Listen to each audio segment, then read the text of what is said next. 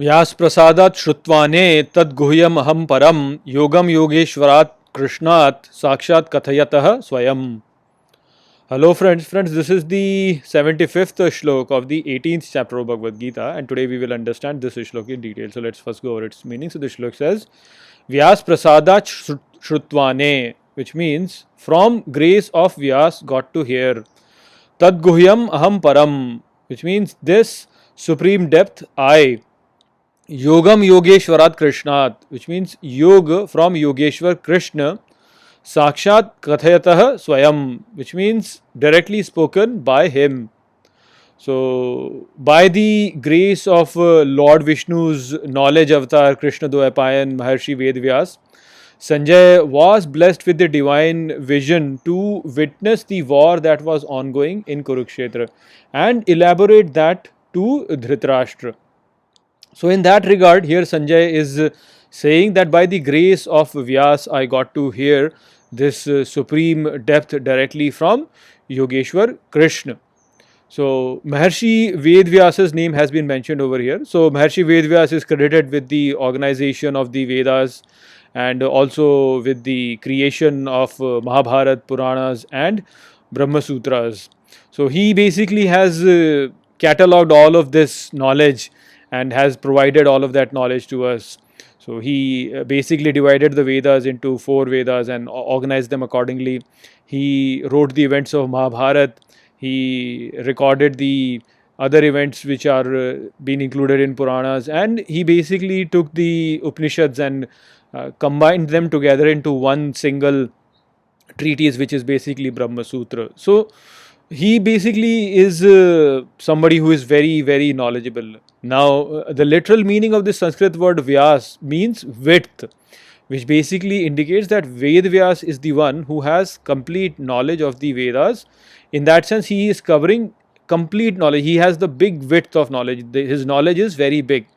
So, in this way, we can understand that Ved Vyas actually represents all of the knowledge that is known to humanity.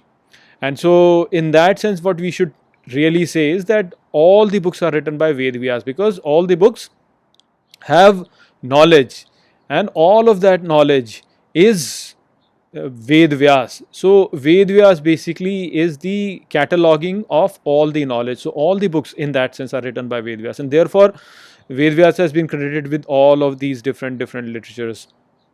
So, whenever if the author of a particular book is unknown, is anonymous, then you can basically credit that one to Ved Vyas. Why? Because Ved Vyas is the width of knowledge. So you can really say that that width of knowledge is Ved Vyas, and since all knowledge is coming from the Lord, therefore he is the avatar of the Lord. So that's why he is being said as Krishna Dvaipayan, the knowledge avatar, basically. So this is the way you can look at it, and then basically this is the reason why not only has Vedvyas heard the conversation of Krishna and Arjun, but he has also heard the conversation of Sanjay and Dhritarashtra. So in that way, the credit is being given over here to Vedvyas by Sanjay, that that knowledge, that basically all the knowledge, that all the knowledge that you gain from reading and listening and everything, that basically gives you that divine vision with which you can understand the intricacies of everything going on in this world, and you can directly get to see the Lord through that knowledge. So that will be a philosophical way to understand this whole thing, that instead of really saying that Ved Vyas was one person, because it just doesn't make any sense that one person can write so many things.